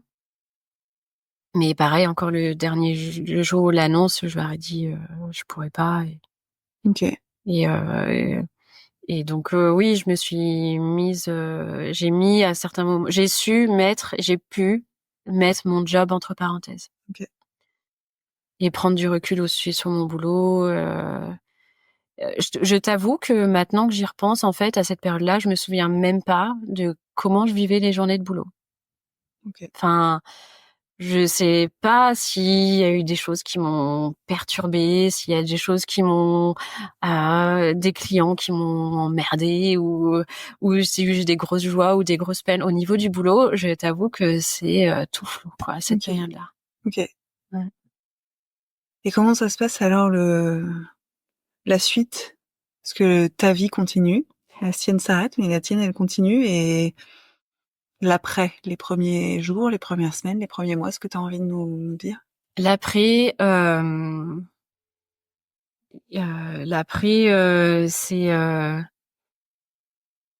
c'est très doux. Je trouve c'est le mot qui me vient là, c'est très doux. Il est parti le 10 février 2020. Moi, je me suis mise en arrêt et je leur ai dit que je verrais quand est-ce que je reviendrai à mes patrons.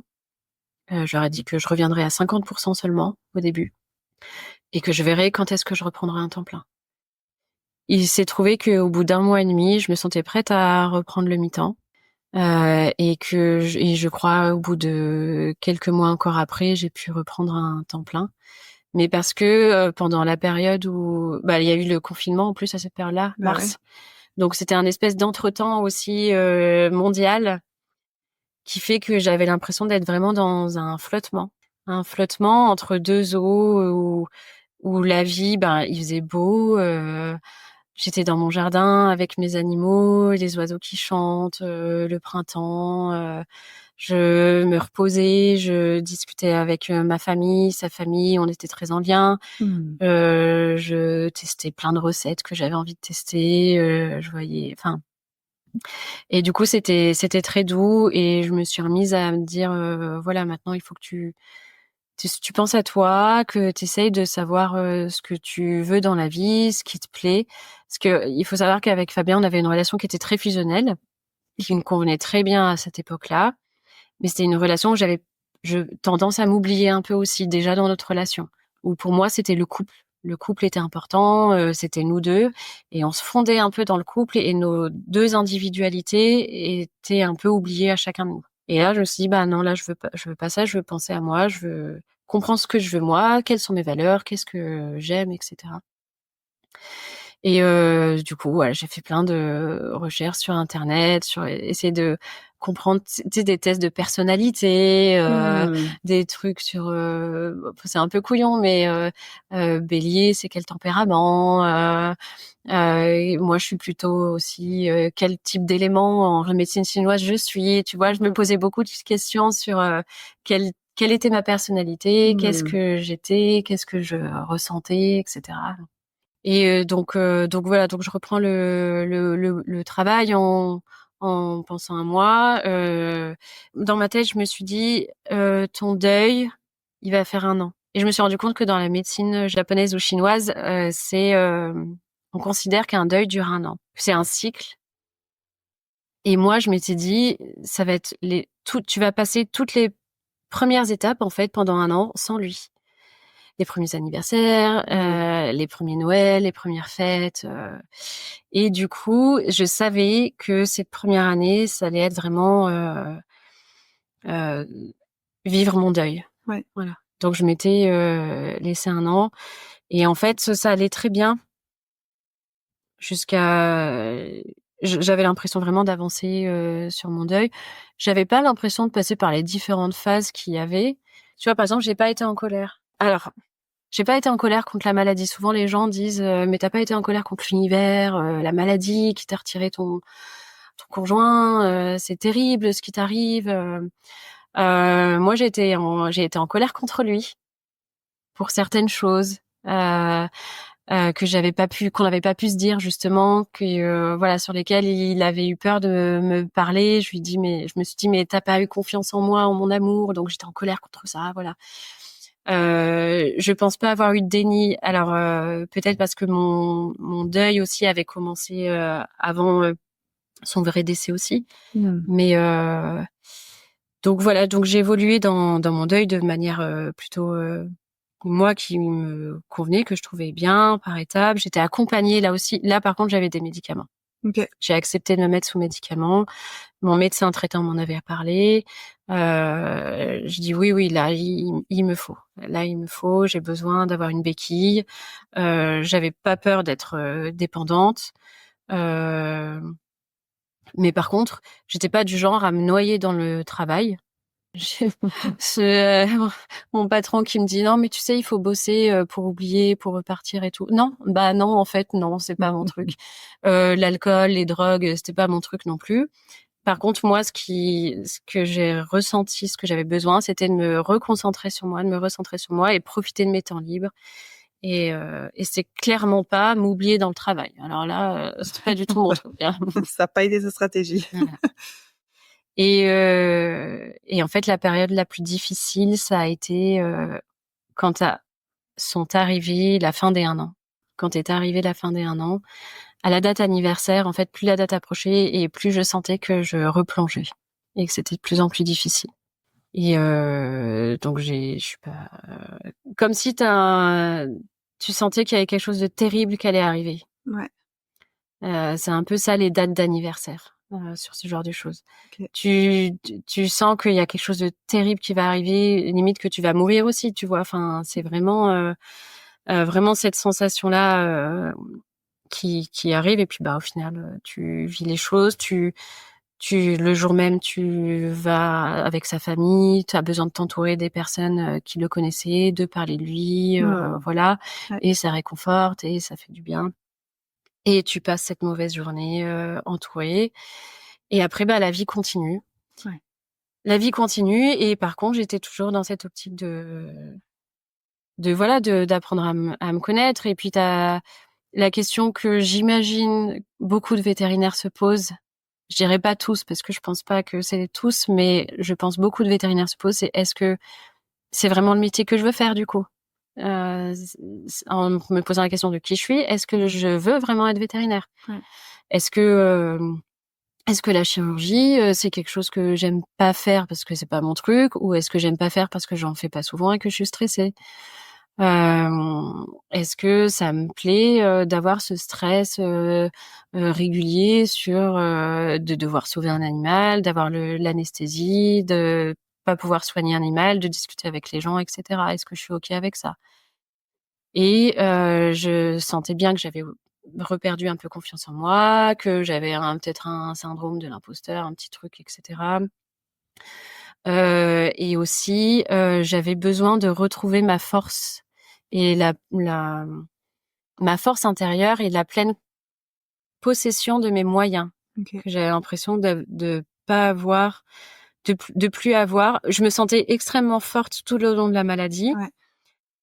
Parce que avec mon côté médical, je maîtrisais, etc., certaines choses. Et là, j'avais l'impression d'avoir perdu beaucoup de choses et j'avais toujours été un peu à dire oui, oui, oui à tout le monde, d'arranger tout le monde, d'aider lors de l'enterrement, la préparation d'enterrement. J'ai géré les conflits familiaux entre le père et la mère divorcée de Fabien. J'ai anticipé et géré les éventuels possibles conflits familiaux qu'il pouvait y avoir entre mes parents divorcés et ma belle-mère. Enfin, et donc, et tout ça, voilà, j'avais envie de me recentrer sur moi et d'être capable de dire non. Ouais.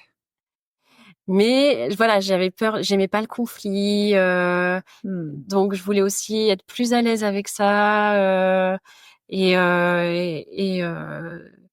et du coup, je recherchais un coach. Un coach, parce que c'est la grande mode, les coachs d'industrie, coaching de vie, etc., pour t'aider justement là-dedans. Et j'avais trouvé que des coachs pour les entreprises, OK.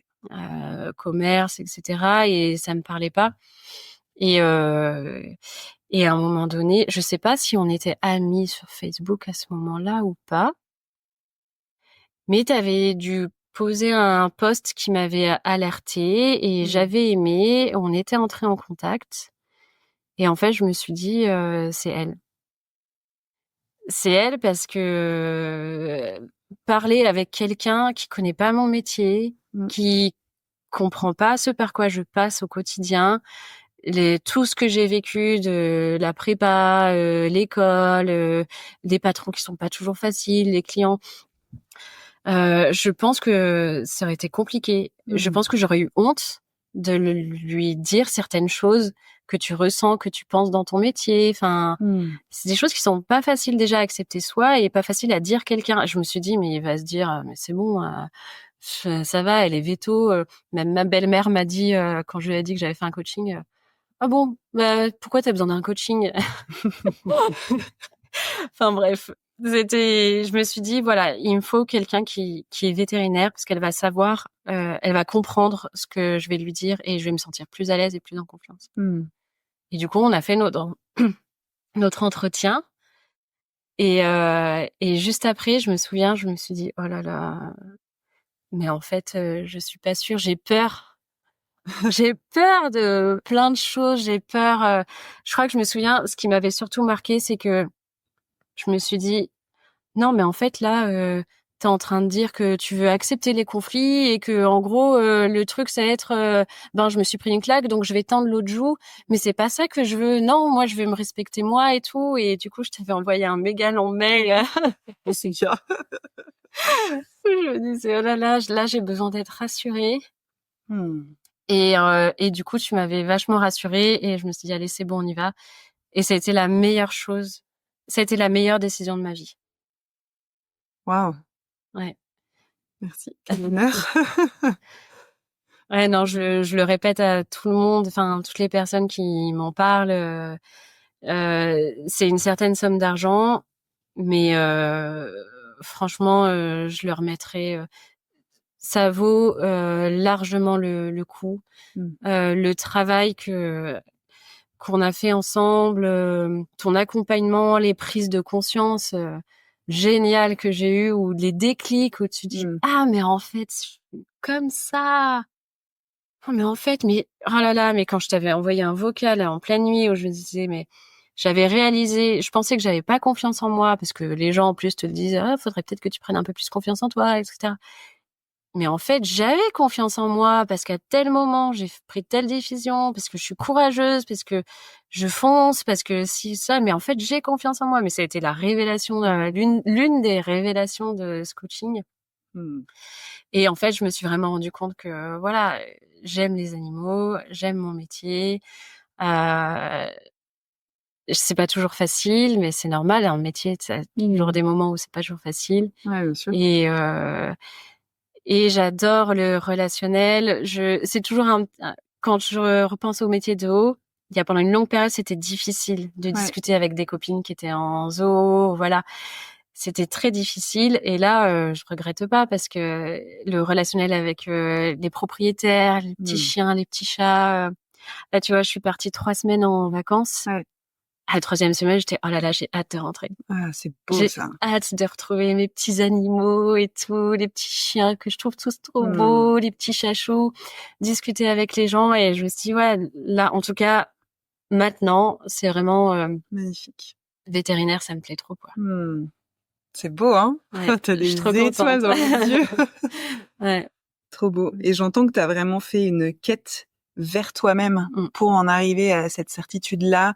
Aujourd'hui, qui je suis, là où j'en suis, je suis bien à ma place et je suis bien dans ce que je fais. Ouais.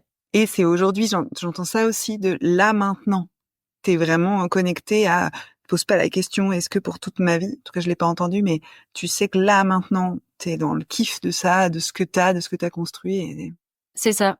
Beau, hein? C'est ça. Et avec tout le bagage de ce que j'ai vécu et du coaching, parce que tout ce que j'ai vécu aussi, ça m'a apporté beaucoup de force. Je sais que j'ai cette force-là. Pour l'instant, effectivement, ça me va, ça me convient. Ouais. Et je sais que si à un moment donné, ça me plaît plus, ou si j'ai envie de changer, ou si je veux déménager, enfin, ben, il y a pas de souci. Je sais que j'ai des ressources, que je retomberai sur mes pattes. Génial. Et en avant, que ce sera pas forcément facile, mais voilà, je sais que j'ai toutes les ressources en moi et dans mon entourage pour y aller, quoi. Ok, trop bien. J'aimerais bien te poser une ou deux questions sur la suite en termes de vie amoureuse. Et si tu veux pas répondre, tu réponds pas. Ça marche? Ouais.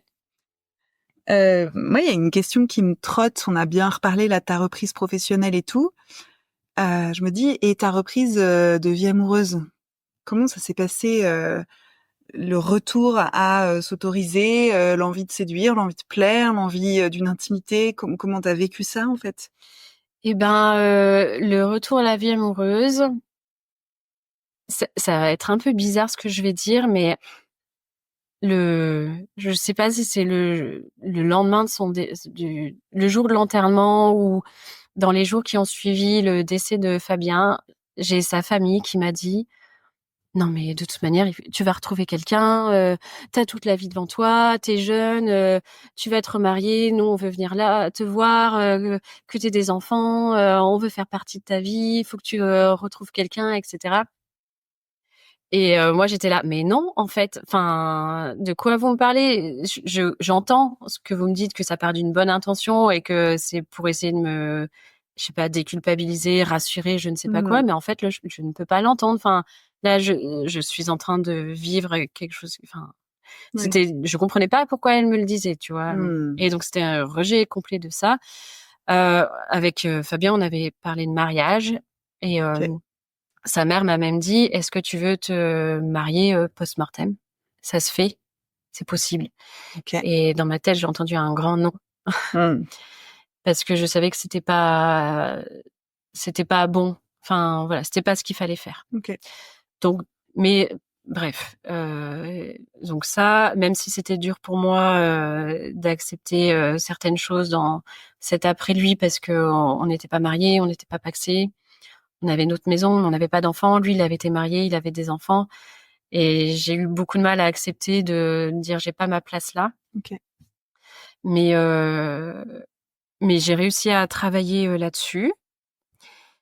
Et assez tôt, j'ai recommencé à m'ouvrir en tout cas à une autre personne. Mais en fait, je me suis ouverte à une autre personne parce qu'elle m'a apporté dans ma quête de reconnexion à moi-même. Et en fait, parce que c'était une personne qui gravitait autour de certains mondes et qui m'a ouvert les yeux sur un certain monde. J'ai vécu des choses très très fortes lors de l'enterrement, presque ésotériques. Ok. Et c'est des choses que j'avais envie de retrouver, des choses que j'avais envie d'explorer. Et en fait, cette personne-là m'a permis de creuser un peu là-dessus. C'était en fin de deuil. Et du coup, quand moi, ça a été trop dur émotionnellement, quand la date fatidique commençait à arriver, j'ai mis un terme à la relation parce que c'était trop dur, parce que c'était plus possible. Et donc après ça, j'ai mis plusieurs mois à me réouvrir à la rencontre, mais en sachant ce que je voulais, ce que je ne voulais pas, voilà. Donc j'étais un peu plus directive et tu vois là, je m'étais dit grosso modo, en gros c'est environ 3 ans.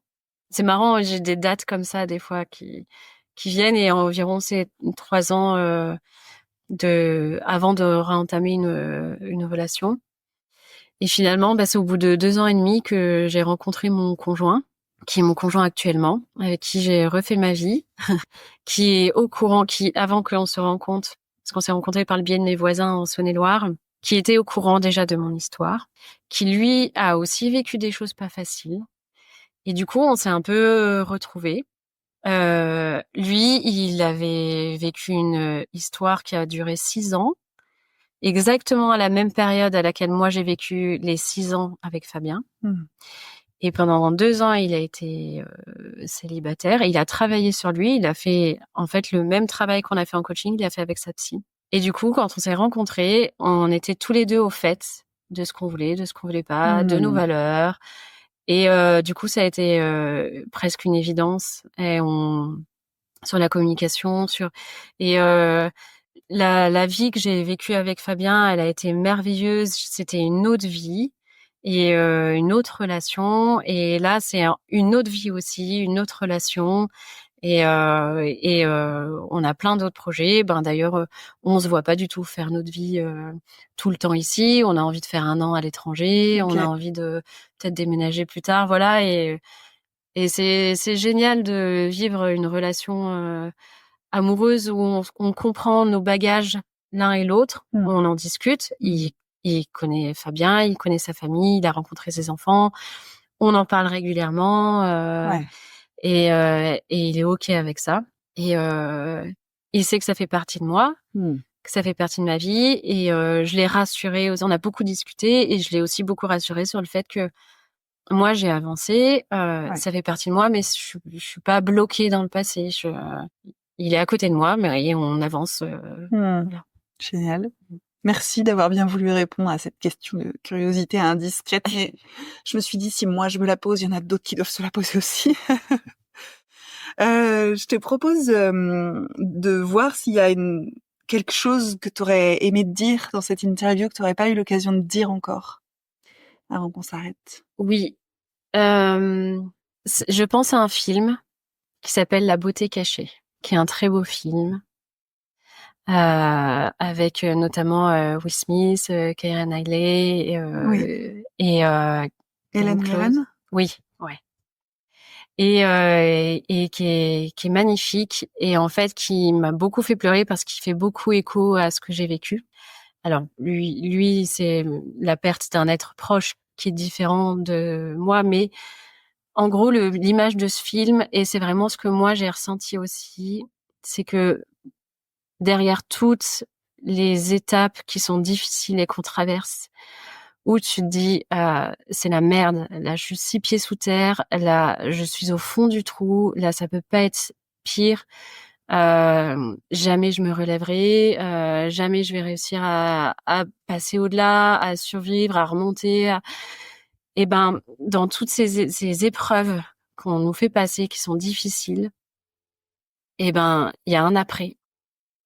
Il y a un après avec du soleil et il y a un après où tu te rends compte que la beauté cachée des choses, il y a toujours quelque chose qui en ressort, qui est beau dans ce que j'ai vécu avec Fabien, dans ce que j'ai appris sur moi, dans tout ce qui va m'accompagner ensuite par la suite. Il y a toujours quelque chose de positif, de lumineux, de l'amour. Il y a toujours quelque chose de beau.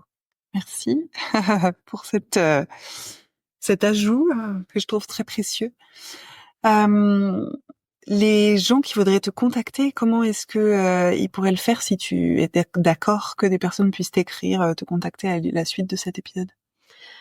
Par mail. Comme ça, moi, je trouve ça un peu plus facile pour moi. Je trouve ça un peu moins intrusif que le téléphone. Ouais. Et je trouve que des fois sur Messenger, on se sent parfois un peu obligé de répondre rapidement, etc. Alors que par mail, ça permet d'avoir un peu plus de... C'est ce qui te convient. Laxité. Ça me convient. Super. Ton mail, c'est quoi? C'est maurinedumoulin@gmail.com. Je te propose de te poser ma dernière question. Imagine que c'est le dernier jour de ta carrière professionnelle. Qu'est-ce que tu aimerais pouvoir dire de ce que tu as vécu, de ce que tu as fait, de comment tu l'as faite, comment tu l'as menée cette carrière? Qu'est-ce que tu aimerais en dire?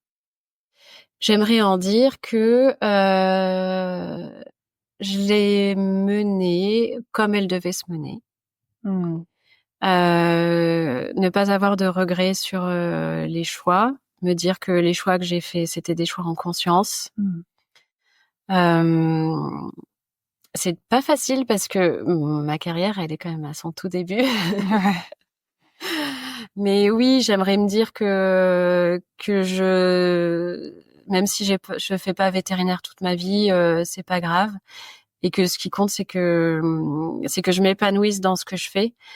La retraite, honnêtement, moi, dans ma tête, je me dis que j'en aurai pas. Ouais. Donc, déjà, c'est 67 ans. Et que du coup, ma vie, elle se vit maintenant et que je vais pas attendre 67 ans pour la vivre, pour faire les voyages, les sorties, les activités que j'aime et profiter des gens que j'aime, que c'est maintenant.